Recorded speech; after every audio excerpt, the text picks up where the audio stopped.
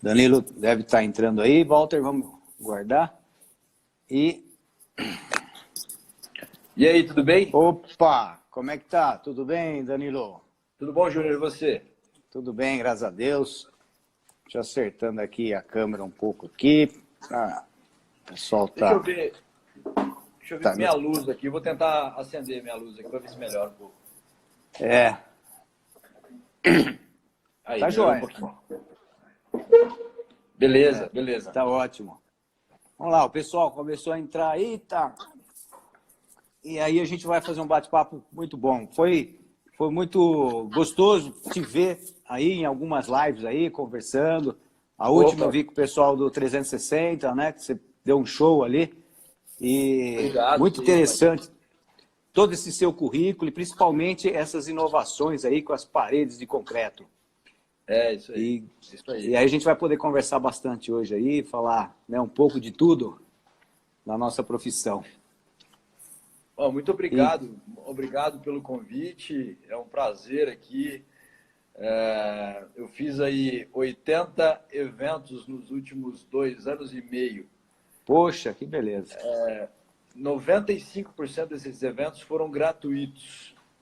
Eu doei o meu tempo e viajei o Brasil inteiro em função do propósito de difundir conhecimento, porque eu acho que ainda acredito nessa utopia, ainda acredito que a educação transforma e é um passo. Então a gente está na luta aí e obrigado pelo convite, sempre que possível e que eu conseguir encaixar na minha agenda aqui. E eu estou à disposição para poder falar sobre a melhoria de performance na engenharia brasileira. Muito obrigado. Opa, que bom. Acho que é um assunto que realmente a gente precisa. Como você começou a falar, educação nunca vai sair de moda, né? É uma coisa que realmente... Não. A gente, quem parou de estudar, vamos dizer assim, né? de buscar... realmente fica para trás. Eu, por exemplo, já tenho um pouco mais de idade, um pouco mais de experiência e não pude deixar até hoje, né? Todo dia a gente está vendo coisa nova, estudando para poder aplicar essas coisas novas, né? É um absurdo situações de pessoas que se acomodam e, vamos dizer assim, acham que aquilo que já sabe é o suficiente e aí não avança, não cresce, né? Fica na mesma e às vezes até atrapalha, né? Porque, na verdade, a gente precisa de pessoas que realmente mudem, estimulem. Há quantos anos, eu, por exemplo, sou de né? Eu já estou com 32 anos de formado. Então, na época que eu formei, muitos anos, mas muitos anos, era feita uma obra do mesmo jeito, né? Era sempre o tijolinho e os pilares, o concreto. Ainda hoje, a maioria... Ainda hoje.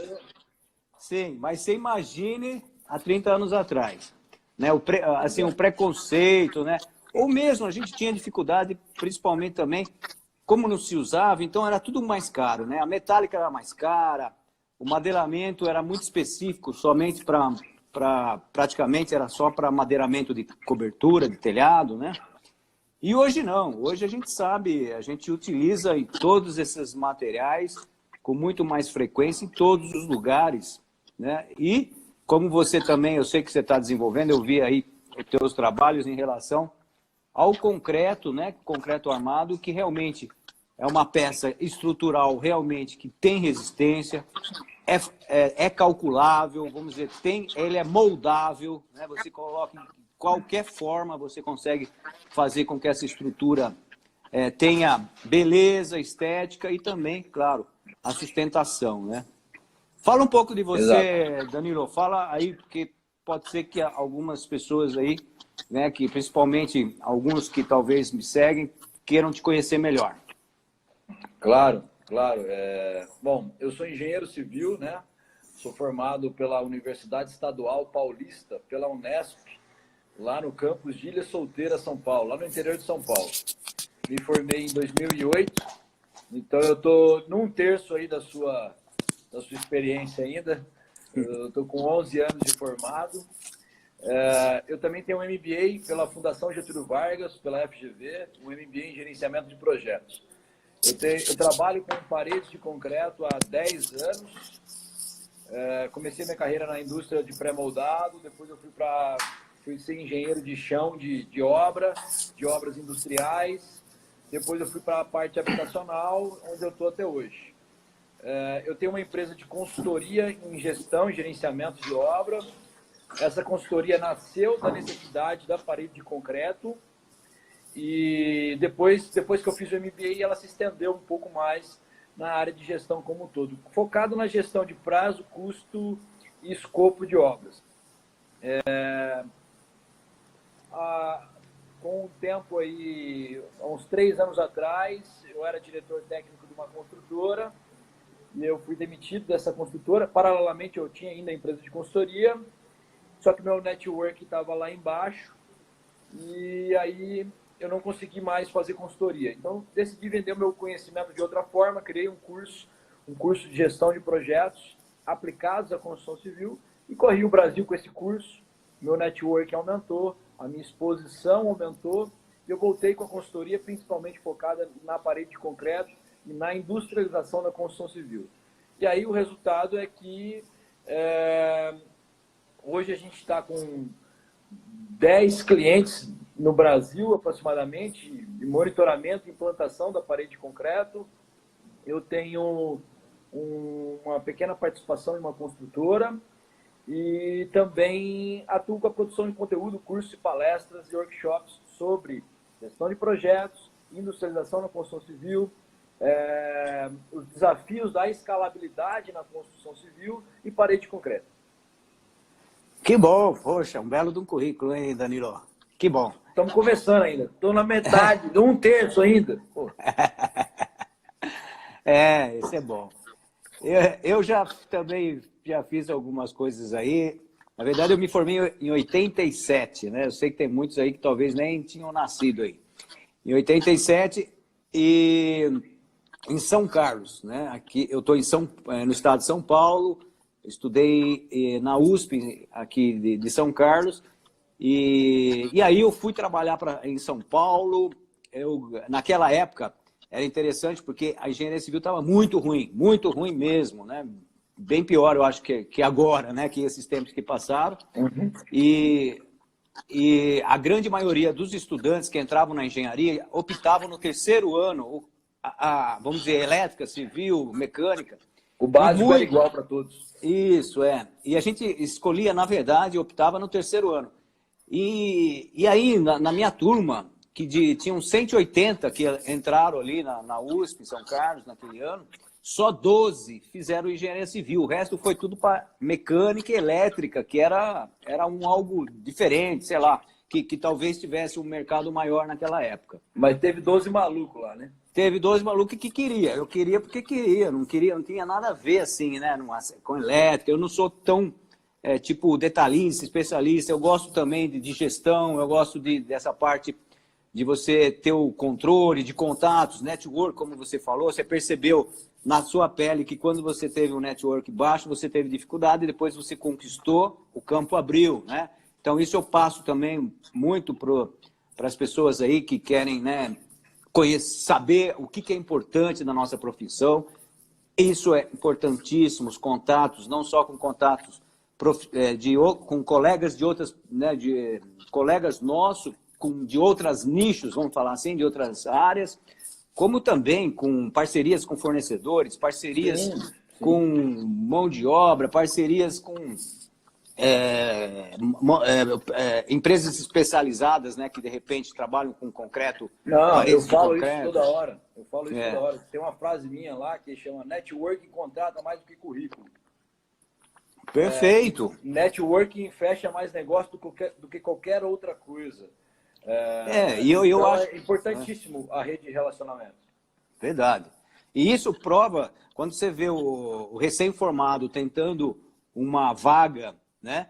Você vê que, infelizmente, a maioria que consegue é por indicação, né? É por contatos. Dificilmente um currículo sozinho vai resolver, né, uma vaga de emprego, por exemplo.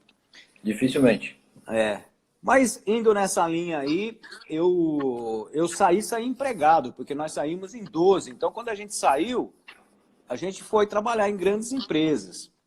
E foi muito bom, porque eu trabalhei em São Paulo, trabalhei no Brasil inteiro, em Belo Horizonte, até lá em Belo Horizonte. Naquela época, a gente fazia predinhos de populares, assim, com paredes de concreto. Depois fui trabalhar em Mossoró, fui trabalhar em Brasília, porque realmente, como você falou também, acho que não foi no seu caso, quando a gente é jovem, a gente vai para o campo, né? E até é bom, porque a gente pega uma experiência boa, né? Você comprou uma passagem só de ida. Eu morei em Recife 1 ano e meio, morei em Aracaju, trabalhei em Goiânia, trabalhei em João Pessoa, trabalhei em São Paulo, no interior de São Paulo.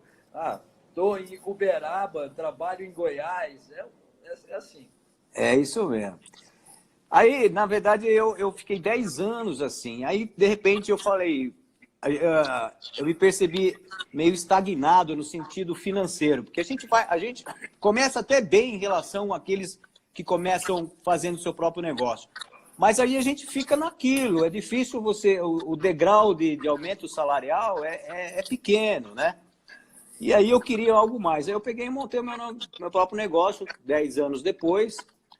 E aí eu percebi que eu não sabia nada, assim, porque eu não sabia captar cliente, eu não sabia fazer marketing. Eu trabalhava em uma empresa grande, eu já tinha tudo isso resolvido, né, por outros departamentos que eu nem via o que acontecia. É igual aquele recém-formado que vai pelo caminho.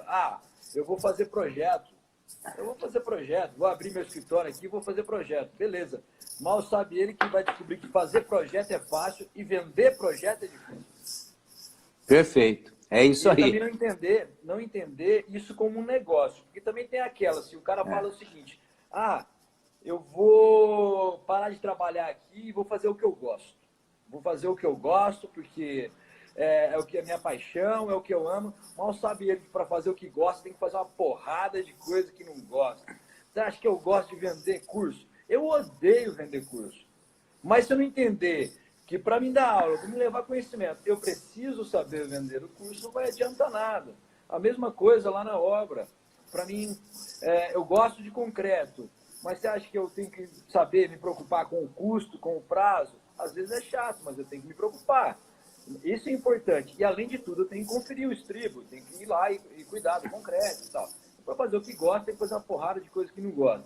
Mas, a partir do momento que você entender que aquilo é um negócio, e esse negócio precisa dar lucro, porque o lucro é o oxigênio que faz com que a empresa sobreviva, aí vai dar certo. Senão, você saiu de uma empresa que você era empregado por 8 horas, e aí você vai ser um empregado por 24 horas. Porque às 4 da manhã o boleto vai bater na sua cabeça, falar, tem que pagar fornecedor, tem que pagar a conta de luz, tem que pagar o funcionário. A galera sofre um pouco na pele. Não é muito fácil empreender. Ainda mais no Brasil. Eu costumo brincar, que tem uma frase que eu gosto muito, que empreender no Brasil é você estar caindo de avião e ter que arrumar um avião durante a queda. É mais ou menos assim. É mais ou menos assim. É verdade. Não, sem dúvida. Não é simples, não. E, infelizmente, é pior ainda mais quando a gente percebe que a faculdade não nos ensina nada desse lado, justamente de ser empreendedor, né? De ser ela explica, vamos dizer, a técnica. Eu acho que a gente tem boas escolas no Brasil, a gente aprende, eu acho que tem todo... Mas a coisa é meio jogada, né? Que nem eu falo, sai um clínico geral, né? Sai um clínico geral, mas ainda por cima, o pior é que você ainda não sabe aplicar, né? Talvez um clínico geral, durante a faculdade, no fim da faculdade... O clínico geral ainda ficou 3 anos no internato. A gente não fica. A gente vai, muitas vezes, conhecer um assentamento de tijolo ali com o pedreiro só depois de formado, né? E aí é o grande impacto que tem de você perceber que você tem um conhecimento e como que você vai aplicar aquilo, né? Como que vão te dar a chance de aplicar aquilo, né? Como você falou, como que eu vou conquistar os clientes, como é que eu vou falar, eu faço isso e faço bem, né? E a coisa realmente é uma outra escola, aí a gente começa a aprender. Depois de 10 anos eu tive que começar a aprender tudo isso de novo, né? Então você começa... Aprender a gerar valor, né? A gente não sabe. Eu falei isso na última live, vou falar aqui, e é sem demérito, sem preconceito com nada. Imagina que a gente perde muito para o mercado informal. A gente perde muito para o mercado informal. Isso significa que o pedreiro está gerando mais valor do que a gente para o nosso futuro cliente. Não é que é errado, não estou querendo falar aqui mal do pedreiro. Não, mas a posição técnica do engenheiro em qualquer tipo de obra é fundamental. Eu não estou tirando o serviço do pedreiro. Aí, por outro lado, eu começo a analisar e vejo quantas pessoas tiveram experiências traumáticas de reformas ou de construção das suas próprias casas ou edificações diretamente com a mão de obra informal. Eu acho que quase todas, e eu não estou conseguindo nem gerar valor para isso. Aí eu junto um mercado altamente potencial aí, e eu não estou sabendo vender meu peixe para gerar esse valor para o cara. O que eu faço? Chegar lá e falar assim, ó, os meus projetos vão ser em BIM, eu vou vir aqui 3 vezes por semana, eu vou vir aqui todo dia de manhã e de tarde, eu vou acompanhar, eu vou conseguir reduzir custo para você, e eu vou garantir tecnicamente que isso aqui vai dar certo. E os seus problemas com o pedreiro acabou. O problema agora é comigo, eu vou resolver. É complicado isso, eu vejo isso toda hora, toda hora. É uma grande saída, principalmente para essa grande quantidade de recém-formados, principalmente que estão em polos menores, de cidades menores. É uma grande tendência ele pegar pequenos projetos residenciais para fazer e tocar essas pequenas obras. Só que ele não consegue gerar valor, ele perde para a informalidade. Isso é uma coisa que ele precisa aprender na pele. E a experiência, uma outra coisa também alinhada a isso, é que ele se sente ali, ele achou, quando ele entrou na faculdade, ele achou que ia sair sabendo tudo, e quando ele realmente saiu, ele viu que não sabia nada. E ele tem que pagar um preço do começo. Ele tem que pagar um preço do começo. Então, obviamente que de experiência na execução, um mestre de obra vai saber mais os detalhes, isso, aquilo. Ele tem que ter essa balança para equilibrar aquilo que ele pode. Agora, obviamente, a engenharia civil é mega ampla e querer abraçar tudo não vai adiantar nada. E eu costumo dizer que a gente vive de vento de oportunidade. Para onde soprar, você vai. E aí vai. Então, quando ele descobrir isso, que ele precisa gerar valor para o cliente, e eu não estou falando isso só do empregado, do cara que quer abrir o próprio escritório de projetos ou quer empreender. Não, eu posso empreender trabalhando com uma empresa. Toda vez que eu gerar valor para o meu cliente, para o meu cliente interno, que seja, para estiver resolvendo um problema, gerando valor, eu estou empreendendo. Então, isso é fundamental. E eu passei muito por isso. Quando eu pedi demissão de uma grande construtora brasileira para abrir a minha empresa e descobri que eu precisava aprender muito, porque eu tinha vendido uma coisa que eu achei que eu sabia e eu não sabia nada, é aí que a água bate na bunda e a gente aprende a nadar. Mas é bem por aí mesmo. Concordo absolutamente com você. E eu concordo. Você falou uma coisa interessante que eu também tenho falado para... Eu chamo de trainees, né? Para os meus trainees, aí o pessoal, os alunos aí que a gente procura orientar.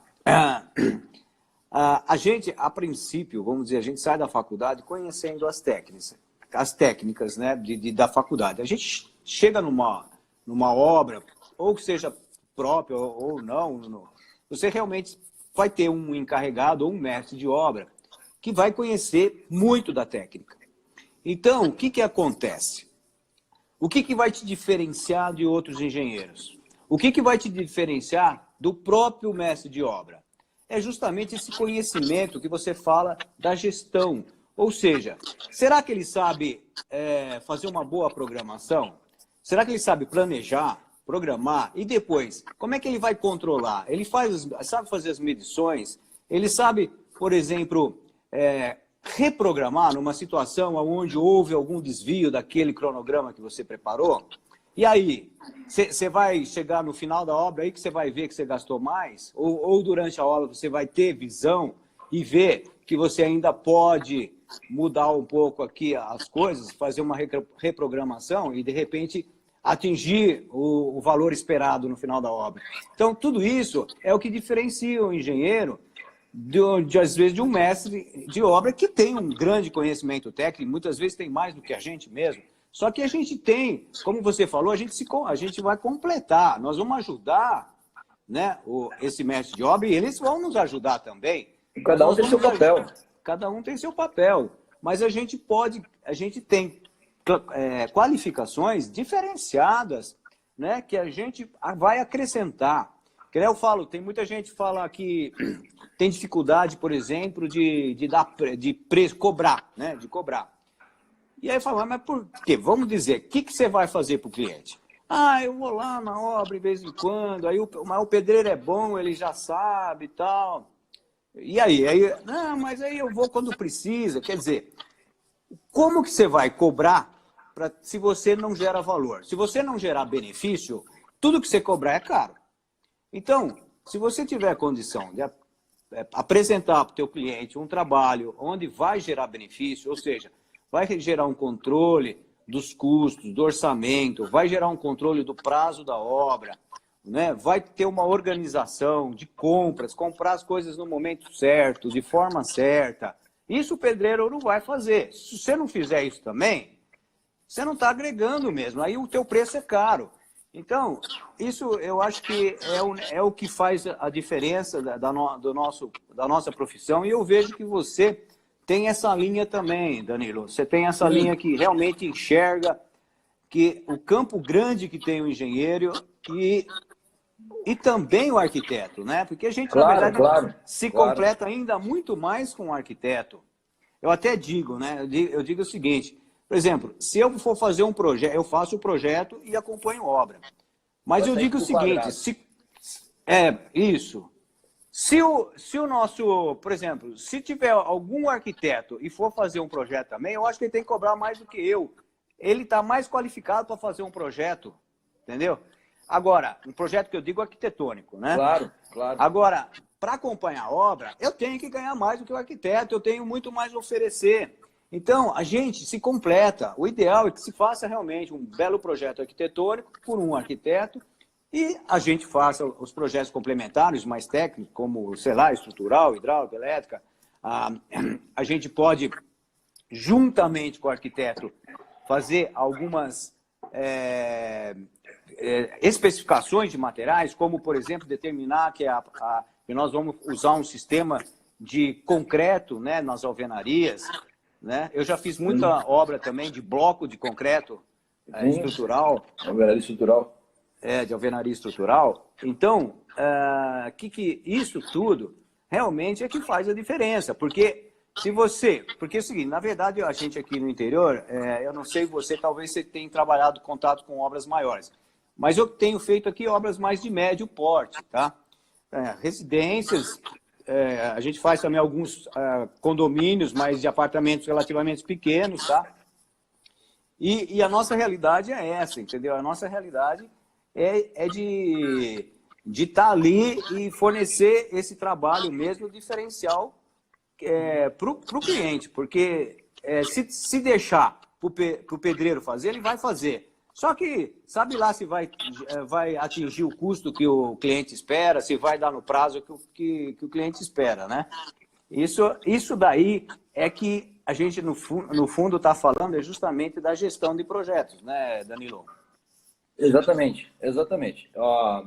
Hoje a gente tem as duas áreas mais visíveis dentro da gestão, é a gestão custo e é a gestão de prazo. Por que, Danilo? Por que isso? Porque o cara quer saber quanto custa e o cara quer saber quando vai acabar. Tanto para pequena, para média, quanto para grande construtora, quanto para o cliente final. Ele quer saber quanto custa, ele quer saber quando acaba, e ele quer saber se vai ficar bem feito. Então a gestão é escopo, custo e tempo. Qual é o trabalho que precisa ser realizado, quanto vai custar e quanto tempo vai demorar. Por que o tempo é importante? Para mim saber quanto o dinheiro volta. Quando o dinheiro volta, para poder... Falando do ponto de vista da construtora, tá? Falando do ponto de vista da construtora, é interessantíssimo saber quando o dinheiro volta. Porque aí eu posso aplicá-lo novamente. 10 milhões de reais em um ano com uma rentabilidade X é uma coisa, 10 milhões de reais aplicados em 6 meses com uma rentabilidade X mais Y é uma coisa totalmente diferente. Então, esse é um primeiro ponto. Sim, sim. Obviamente que lá para o cliente final, para o cara que está comprando a casa de médio ou de alto padrão, isso também é importante, porque eu prometi entregar para ele uma obra a X reais o metro quadrado, ou X reais. Então, eu preciso conseguir. Agora, o primeiro passo e a raiz de todos os problemas começa aí onde eu falei, no escopo, o trabalho que precisa ser realizado. Culturalmente, na construção civil, a gente trabalha com escopos mal definidos. Ou seja, eu não sei aquilo que eu tenho que realizar. Ah, Danilo, mas claro que eu sei, eu tenho um projeto, eu tenho isso, tenho aquilo. Sabe entre aspas, você sabe o macro. Ah, eu sei que é 10 apartamentos de 85 metros quadrados, 3 quartos, uma cozinha, 2 banheiros, blá, blá, blá. Tá. Mas a gente acostumou a trabalhar com projetos pouco detalhados. E a gente sofre na obra. 45% hoje dos problemas de obra são oriundos de problemas de projeto. Significa que são oriundos de problemas de escopo mal definido. Eu não sei o trabalho que precisa ser realizado. Toda vez que eu chegar na obra, eu vivo falando isso, e o engenheiro está discutindo com o médico como vai fazer alguma coisa, está errado. Essa comunicação não foi nivelada lá atrás. E toda vez, e lá na gestão de projetos em si, na gestão de projetos tradicional, lá do PMI, do PMBOK, ele fala que o escopo e custo-tempo se chama restrição tripla. O que é isso? Toda vez que eu alterar um dos dois, um dos três, os outros dois vão ser alterados. Então, se eu trabalho com um escopo mal definido, se eu não sei qual é o trabalho que precisa ser realizado, se lá no projeto não vê a legenda de piso, não tem um memorial descritivo que fala que se esse piso é cerâmico, se esse piso é porcelanato, eu não sei quanto custa para fazer e eu não sei quanto tempo vai demorar. Um grande exemplo disso são as obras públicas. As obras públicas eram licitadas com anteprojetos. Porque o cara estava na correria, a empresa está controlada, o cara quer se reeleger, então faz o anteprojeto ou o projeto legal, não faz o projeto executivo, vai para o orçamento. Se tem um projeto mal definido, um escopo mal definido, trabalho que vai ser realizado mal definido, vai para um orçamento, que vai gerar um orçamento mal definido. Aí o cara que vai pegar a licitação tem que olhar esse orçamento e ainda dar um desconto.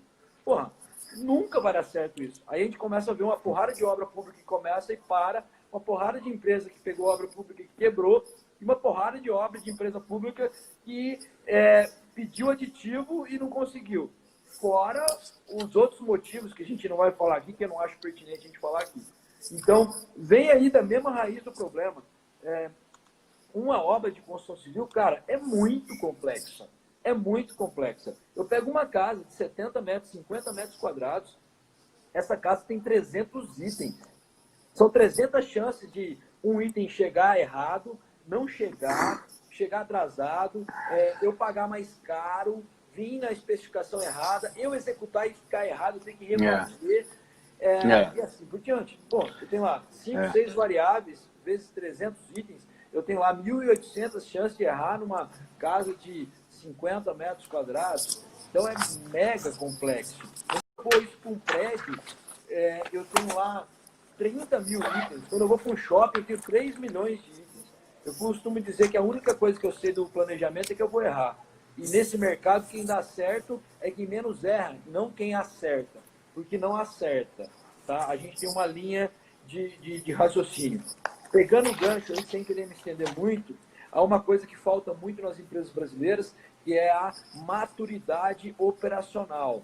Maturidade operacional. O que isso significa? Significa que ela não errou o suficiente ainda.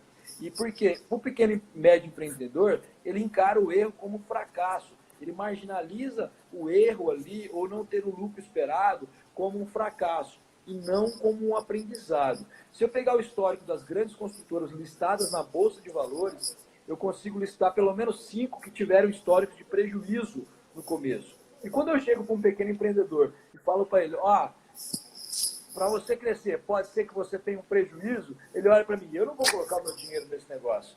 Ele não entende, ele não teve maturidade operacional. Outro dado importante é que 60% das empresas no Brasil quebram com 5 anos. E 80% das empresas de construção civil quebram com 5 anos. E a gente costuma brincar que os outros 20% quebra com 15. Então, de 20 em 20 anos, rotaciona. A gente trabalha num cenário altamente austero, porque eu tenho uma dependência da economia externa ao meu negócio, não o externo do país, uma dependência de fatores externos que me prejudicam na estratégia e eu não tenho maturidade operacional. Então, isso ferra. Isso ferra com o pequeno e médio empreendedor. O mercado dá uma oscilada, ele ferra. Tá? Mas se você me perguntar quais são os maiores desafios para um crescimento de uma pequena e média construtora, são fatores externos que influenciam nessa escalabilidade ou são fatores internos? São muito mais os fatores internos. Se eu parar agora e olhar para dentro da minha empresa, eu tenho muito mais coisa para arrumar do que reclamar da Caixa Econômica, por exemplo. É a hora de eu pegar e demitir a tia do café e comprar uma Nespresso. A crise tem que se funcionar como uma alavanca da coragem aí, e melhoria de performance operacional. O pequeno vai entender que ele precisa de orçamento, que ele precisa saber onde ele está gastando, que ele precisa investir em BIM para melhorar o projeto, melhorar a especificação dos materiais, que ele precisa se preocupar cada vez mais com o prazo, porque o dinheiro dele vai voltar antes, ele vai poder aplicar de novo na operação e rentabilizar mais, e assim por diante. Então, a gente tem um mega mercado, porque 83% das obras do Brasil não terminam no prazo, não terminam no custo. Olha que lindo. É ruim, é horrível, mas significa ter um mega passo para melhorar. Vou melhorar como? Com conhecimento de gestão e com, talvez, com novos sistemas construtivos e tecnologia. Então, basicamente, é isso. Era esse recado que eu queria passar. Isso mesmo, Danilo, perfeito. Ó, e só para tentar acrescentar alguma coisa, isso que você falou, porque o brasileiro ele é diferenciado, tem muita coisa boa, mas entre as coisas boas, o brasileiro é aventureiro, ele gosta de improvisar, né? Então ele acha sempre que vai ter uma solução na hora, prática, e ele deixa a coisa acontecer. Então, a gente tem que tentar mudar isso, né? Pelo menos nós, engenheiros, temos que ter uma visão, vamos dizer assim, para tomar mais cuidado para que os erros não aconteçam. Como você falou, as coisas acontecem muito mais pelos problemas internos, né? E se a gente resolver os problemas internos, a gente vai enfrentar os externos. E a nossa profissão, ela é muito ingrata, vamos dizer assim, no sentido que, como você falou também, tem milhares de itens. Às vezes você acerta em 1000 itens. Se você errar em 1 ou 2, 3 itens, infelizmente, às vezes o cliente, né, vai aparecer aquele 1 que você errou. Entendeu? Então, a gente é muito ingrato porque ninguém vai elogiar os 1000 que você acertou. Agora, se isso tudo acontece, o que a gente precisa fazer? A gente precisa realmente planejar. Antes de começar tudo, a gente precisa, vamos dizer, se já tem um projeto feito, tudo bem, mas se não fez, desde antes do projeto, precisa começar a enxergar lá na frente o que pode acontecer, o que não pode acontecer. Isso vai evitar alguns improvisos. E evitando improvisos, vai evitar erros. E aí a coisa diminui, por exemplo, os problemas internos. Vai existir, como você falou, sempre vai existir. Ninguém vai conseguir fazer uma programação, por exemplo, um cronograma, e ele acontecer aquilo. Mas você vai, pelo menos, já ter um rumo. Você vai saber aonde você está e aonde você vai chegar. E aí, você tem que acompanhar. Porque tem gente que faz cronograma e acha que resolveu o que está feito e tal, só que não vai acompanhar, não vê. O profissional tem que estar lá, vendo, medindo, falar, hoje é dia 15 de novembro, a obra devia estar desse jeito, ela está ou não está? Se está, vamos dizer, ótimo, parabéns. Se não está, dá tempo de você rever ali, vamos tentar, porque esse erro ele vai ser muito maior se você deixar a coisa correr e não enxergar no momento certo. Né? A gente costuma falar, a gente não, vou usar a frase do meu brother e amigo pessoal, Murilo Reis, engenheiro Murilo Reis, até estava aqui na live, que escreveu aqui feras. Opa, beleza. Murilo é coordenador do curso do MBA da BSSP, eu sou professor desse curso. Que beleza. Meu amigo fantástico. O Murilo fala o seguinte, Planejamento é um exercício de futurologia. O que é isso? É tentar simular tudo o que vai acontecer no futuro. A gente acha que planejamento é cronograma, mas não. Planejamento é um exercício de futurologia. Então, nesse ponto de vista, orçamento também é planejamento. Porque, ó, quanto eu vou custar? Quanto vai custar para me executar tal atividade? Cronograma é planejamento. Tal dia eu vou executar tal atividade. E projeto também é planejamento, que é como eu vou executar tal atividade. Esse é um primeiro ponto. Outro ponto é que o planejamento não acaba quando começa a execução. O planejamento não acaba. Não é um livro que eu fecho, entrego para o mestre, para o engenheiro, viro as costas e vou embora. Não. Junto com o planejamento vem aí uma outra etapa que se chama controle. E o controle é o quê? Fazer as medições de progresso e comparar o que eu tinha pensado no início com a realidade. E a partir dessa comparação, eu tomar ações gerenciais para colocar o projeto no rumo. Então, se eu tinha planejado, sei lá, fazer 100 metros quadrados de alvenaria em 10 dias, significa que eu planejei fazer 10 metros quadrados por dia. E aí eu vou lá no final do dia, eu não tenho 10 metros, eu tenho 8. Essa informação quem trouxe foi o controle. Se eu não tivesse ido lá medir, eu não saberia que eu deveria fazer 10 e fiz 8. E agora, para mim terminar em 10 dias, amanhã eu tenho que fazer 12. Ou eu tenho que fazer 11. Isso vai custar mais. Eu vou gastar com hora extra. Ou o cara do planejamento errou. Ou eu vou atrasar. Então, eu tenho que... O controle retroalimenta o planejamento. Aí, quando eu saio por aí, chego no meu cliente e perguntei de quanto em quanto tempo você faz as medições de progresso. De quanto em quanto tempo você mede a produtividade, o que você está produzindo na sua obra. Ele enche a boca para poder falar, aqui a gente mede uma vez por mês. Bom, se ele mede uma vez por mês, eu não sei se eu fico triste ou se eu fico alegre. Triste porque ele está ferrado e alegre porque eu tenho muito trabalho para fazer. Ele demora um mês para identificar todos os problemas, para tentar bolar uma solução e aí retomar. Se eu comparar lá com a Toyota, o sistema Toyota, fantástico, Lean Manufacturing, lá desde 1970, na construção Lean Construction. Toyota tá fabricando e montando Corolla lá e tá medindo de minuto em minuto, cara. Online. De minuto em minuto. E eu tô aqui me vangloriando porque eu meço a minha obra uma vez por mês. Bom, então vai a primeira dica top master dessa live aqui. Diminua o intervalo entre as medições de progresso da sua obra. Se você mede uma vez por mês, propõe para o seu chefe medir uma vez a cada 15 dias, depois uma vez a cada 10 dias, depois pelo menos uma vez por semana. Se você conseguir chegar numa vez por dia, seria lindo, mas quase nunca a gente consegue. Lembra que a tomada de decisão gerencial é o mais importante. Nem sempre andar bonitinho com o projeto no prazo. O importante é você saber o que está acontecendo, para toda vez que acontecer um problema, você ter uma tomada de decisão gerencial rápida. Sem a medição, sem o planejamento, você não consegue, porque você não consegue ver a realidade e você não consegue ver o planejado. Quem está começando vai errar pra caramba, mas aí ele vai enxergar que ele precisa melhorar o planejado, que ele está planejando errado. Então ele vai melhorar o planejado, vai ter maturidade operacional, a empresa vai ter histórico e aí a realidade vai começar a ficar mais próxima. Esse é um papel do engenheiro residente de campo. Tá? Não é só conferir estribo. Ele tem que saber comprar, ele tem que saber contratar, ele tem que saber demitir, ele tem que saber se preocupar com o prazo, tem que se preocupar com o custo. São habilidades além da técnica. E talvez a principal aí é a habilidade de comunicação. Ele precisa nivelar essa informação para poder tomar atitude e gerenciar e ser um bom gestor.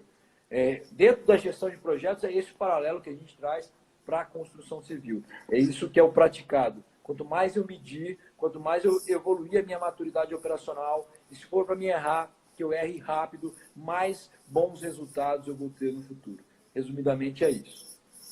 Perfeito, Danilo. É isso aí mesmo. E você sabe que a coisa ele é cíclico. Então, por exemplo, como você falou, através do controle a gente vai tendo, com uma periodicidade, o quanto melhor, como você usou os exemplos de empresas aí japonesas, de automóveis, isso e aquilo, você consegue identificar mais rápido Então, aquele efeito, vamos dizer assim, do erro, né, que pode, lá no final da obra, ser monstruoso, muitas vezes, você já antecipa, vamos dizer, você já, de antemão, com o problema ainda pequeno, né, você consegue resolver com muito mais facilidade. E eu digo até para muitos aí dos meus trainees que muitas vezes a pessoa ela quer aprender orçamento e ela quer falar, olha, eu quero aprender orçamento, mas eu tenho uma planilha aqui que eu quero usar, não sei o que e tal. Falei, olha o seguinte, ó, tudo bem, você pode aprender orçamento na teoria, mas se você faz um orçamento e não depois ficar acompanhar, ou seja, pelo menos ter os dados de como foi essa obra, você nunca vai melhorar a tua condição como uma pessoa que faz orçamento ou faz um cronograma. Porque a pessoa só vai crescer diante de realmente daquilo que aconteceu e ele comparar e ele poder crescer para na outra obra ele falar, pô, isso aqui que eu estou fazendo... Lições aprendidas, learned lessons. Então, é o que a gente faz, na verdade, é mostrar isso. A realidade das coisas nunca...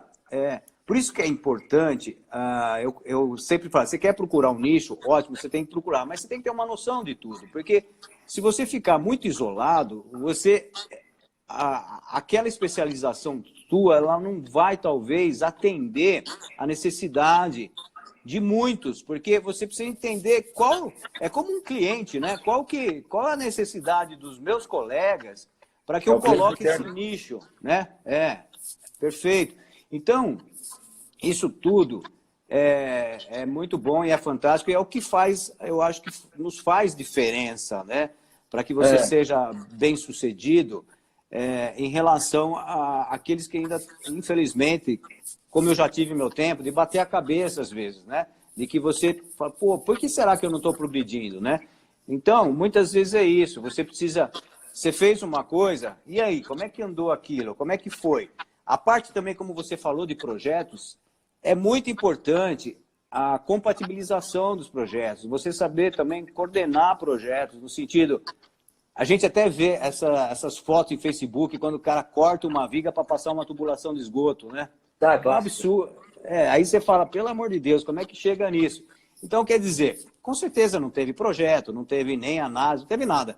Mas, assim, é uma coisa até exagerada, mas isso acontece com coisas simples também, que não, por exemplo, com alterações e mudanças de última hora na obra, algumas soluções que a gente tem que dar, que às vezes não precisava se tivesse tido um estudo, né, de planejamento, como você falou, né, que fosse prever já, né, uma situação dessa. O BIM vem para isso, né? O BIM vem para melhorar. Então, eu queria... Fala um pouco mais de BIM. Eu sou um pouco dinossauro aí para os BIM. Fala aí. Eu costumo dizer, eu tenho umas palestras minhas aí que eu olho no final e falo assim, ô dinossauro, eu vou te engolir se você não mexer. Vou tirar a bunda da cadeira, eu vou engolir você. Tem. Eu isso vou mesmo. cutucar. Bom, o primeiro ponto de falar sobre BIM, apesar de não ser especialista, mas adoro o assunto, é que o BIM não é um software, né? O BIM é uma filosofia de trabalho. O BIM é uma filosofia de trabalho. Lembra quando eu falei assim, quanto mais o escopo tiver definido, quanto mais o trabalho que precisa ser realizado tiver detalhado, mais chance de acertar o custo, o prazo e a qualidade. O BIM vem para isso. Eu saio da prancheta, porque eu acho que o AutoCAD é uma prancheta, simplesmente assim, e começo a projetar. Não falar mais a palavra projeto, mas talvez modelar. Eu vou pegar a situação real e simular exatamente como vai ser a execução. Quando eu pego, por exemplo, imagine você um prédio, sei lá, 10 andares. Eu tenho lá um projeto plano altimétrico, eu tenho um projeto de terraplanagem, aí eu tenho um projeto de fundação, eu tenho um projeto arquitetônico, eu tenho um projeto estrutural, eu tenho um projeto elétrico. O elétrico se ramifica entre entrada de energia, subramais, SPDA, aí, se for o caso, fotovoltaica, companhia limitada, cabeamento estruturado, circuito fechado de TV, blá, blá, blá, blá, telefonia, dados. Aí eu tenho o hidrossanitário, que é água de chuva, esgoto, água fria, água quente, reaproveitamento de água. Depois eu tenho gás, depois eu tenho incêndio, sei lá. Cara, qual que é a chance dessa galera falar a mesma língua? É zero. A chance é zero. Se eu pegar o mesmo projeto arquitetônico e der para 30 calculistas, 30 projetos diferentes eu vou ter. Se não for o BIM para compatibilizar e nivelar essa informação e melhorar a definição do escopo, que é o trabalho que precisa ser realizado, a chance de eu errar vai ser muito grande. Tá? Então, o BIM vem para isso.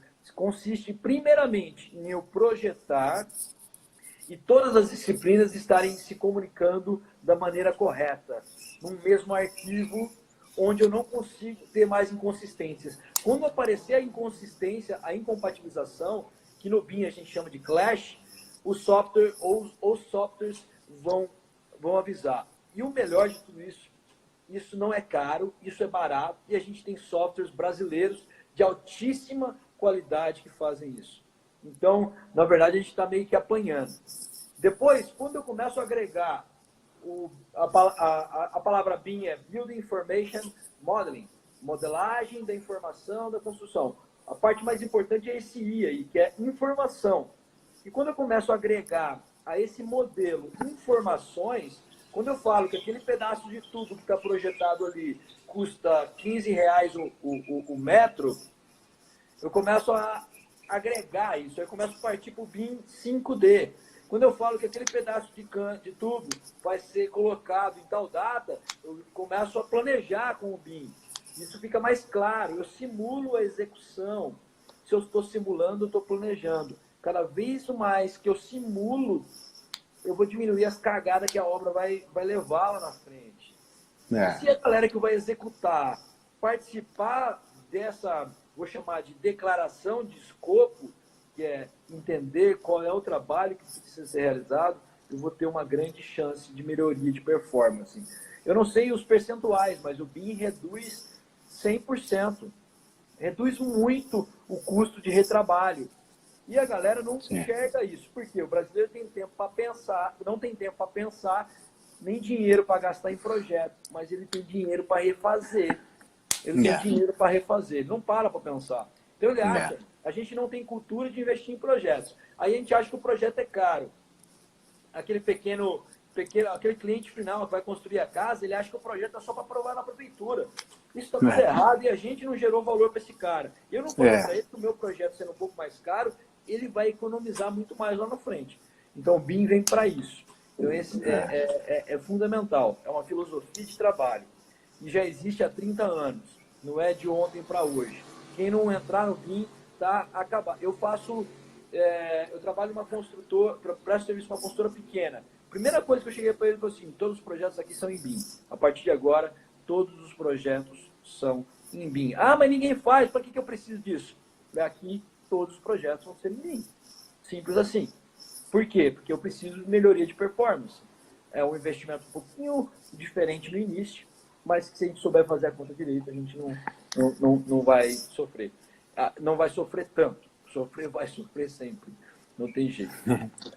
Mas é importante. É importante. É uma das áreas, sem dúvida nenhuma, de maior relevância para qualquer recém-formado aí. E presta a se formar, o pessoal que está na faculdade, aprenda ao máximo sobre BIM, porque não é o futuro, já é uma realidade, é uma necessidade das empresas. Tá? É importantíssimo. É isso aí, Danilo. Eu acho que não tenha dúvida de que essas ferramentas, né, na verdade, como você falou, são coisas que já estavam aí, que a gente, mais antigo, já, vamos dizer, aplicavam, mas você, vamos dizer, tem hoje uma maneira que mais focada, vamos dizer, mais direcionada, foi mais estudada, mais modulada, né, até com o próprio BIM diz, para que isso realmente nos garanta uma performance maior. Isso é fantástico e eu acho que ninguém pode fugir disso e nem tem como fugir disso. É a maneira que vai realmente nos garantir e vai fazer com que a gente tenha retorno isso com as nossas obras e, consequentemente, para o nosso cliente. Eu queria, assim, nós estamos quase no fim aqui de 1 hora. Pessoal quiser fazer pergunta aí, eu não sei se já fizeram, porque eu rodou aqui, mas quiser fazer alguma pergunta aí, tá? A gente está aí à disposição, tá? Porque é legal também esse final de bate-papo, né? Responder as dúvidas da Pessoal, galera aqui. isso aí. Vou dar uma geralzinha aqui. Tem a Fernanda, que é minha cliente, está puxando meu saco aqui, falando que Danilo é excelente profissional. Muito obrigado, Fernanda. A gente estava se falando agora há pouco, antes de eu entrar na live, inclusive. Tem uma galera aqui... Pergunta, acho que ainda não teve. Quem tiver interesse em conhecer parede de concreto, vale a pena. Vale a pena. Estou olhando aqui. Bom, ainda não teve perguntas, mas a gente está à tua disposição aí. Mas o que eu poderia acrescentar aí, né, em relação também às paredes de concreto, são realmente essas alternativas de sistemas construtivos que a gente tem que realmente partir para conhecer, porque eu acredito que o mercado, vamos dizer, ele ficou muito tempo de um jeito muito tradicional, e o fato de não ter evoluído durante muito tempo, isso custava caro, né? Então, por exemplo, formas, por exemplo, para fazer parede de concreto, era uma situação que às vezes impedia de você fazer uma obra. Hoje, sempre foi, já não tem esse problema. O primeiro desafio sempre foi a forma. Acontece que a cadeia de fornecedores evoluiu muito no Brasil. A maioria das pessoas não sabe, mas a gente tem mais de 18 fornecedores de forma no Brasil, das mais diversos tipos. Hoje, para você ter uma ideia, a gente consegue dar viabilidade acima de 15, 12 unidades no Minha Casa Minha Vida, fazer parede de concreto. E uma unidade no alto padrão. Eu consigo fazer uma casa só no alto padrão de parede de concreto se eu quiser, e é viável. E quando eu digo é viável, é que o custo se tornou competitivo com o sistema convencional, o sistema tradicional. Nesse caso pode falar. De poucas unidades, a forma é de quê? De madeira ou de ferro? Plástico com travamento metálico. De plástico, perfeito, ótimo. Sim. E aí, daqui a pouco isso vai evoluir para o cara que quiser construir uma casa só pequena ser viável também. Já. Acho que o ano que vem a gente já consegue isso. E aí não vai ter para ninguém. O que vai acontecer é o seguinte, toda a cadeia de mão de obra vai ter que se capacitar em função disso também. Sem dúvida nenhuma. Realmente a mão de obra, ela vai ter que ter uma capacitação que vai ter que acompanhar isso, porque senão é o que acontece hoje com muita gente procurando emprego e muita indústria querendo abrir vaga para novos... tem novas vagas e não consegue preencher, né, porque não tem gente capacitada. E a gente vai ter que ter cada vez mais. E o que me fez lembrar também que além a parede de concreto, de repente, a gente não sabe, mas a evolução está indo e está ocorrendo, a gente percebe que já tem até com impressoras 3D, né? Sim. A gente tem vários tipos aí na China, um monte de lugar, e é de concreto, ou um concreto argamassado e tal. É um futuro, sim, sem dúvida. Então, realmente, vamos ver, tem uma pergunta aqui, quantitativo de materiais, ciclo PDCA seria um bom início para uma empresa que não tem programa de gestão? É a Thaís Arruda, né? Ela está falando assim, EAP, para quem não sabe o que é EAP, é a estrutura analítica do projeto. É detalhar, pegar o projeto, subdividir em partes menores, mais facilmente gerenciáveis. Então, primeiro mapeamento, está correto, Thaís? Quantitativo de materiais, não só de materiais, mas de mão de obra, e o ciclo de melhoria contínua aí do PDCA é fundamental. É um bom início, sim, mas eu recomendo o seguinte, vai e faz. Começa a enxergar as dificuldades e vai corrigindo o rumo. Melhora sempre essa EAP, porque a EAP é a tradução do escopo, que é o trabalho que precisa ser realizado. Entenda que precisa estar muito bem definido, e aí vai dar tudo certo. Vai dar tudo certo? Não. Vai dar tudo quase certo, mas vai ir bem. Beleza? Já é um caminho, né? Já tá de preparo aí. Tá perguntando aqui o Thales, tá perguntando, até minha esposa aqui respondeu, que a gente vai salvar sim, vai ficar aí por 24 horas, né? Fica aí no Instagram. E eu tenho feito o seguinte, eu tenho gravado e eu coloco também no nosso YouTube, tá? Legal. Que é Júnior Campos Prado, engenheiro empreendedor, fica lá. De repente, é sempre um bate-papo gostoso para quem quiser rever ou passar até para algum amigo aí. Eu vou aproveitar também, agora nos minutos finais aí, para convidar, tiver alguns seguidores meus aí, que sigam, né, o Danilo, porque tem muito conteúdo. Eu dei uma olhada aí no teu trabalho. Primeira vez que nós estamos conversando, mas eu já te admiro já há algum tempo. E vale a pena, então, estar aí seguindo o nosso amigo engenheiro Danilo. Ok, pessoal? Eu queria agradecer também e pedir também aqui, então, já fazer a troca aqui dos meus seguidores que estão aqui, a seguir aí o Júnior Campos Prado, Júnior Campos Prado, que vale a pena, conteúdo show de bola.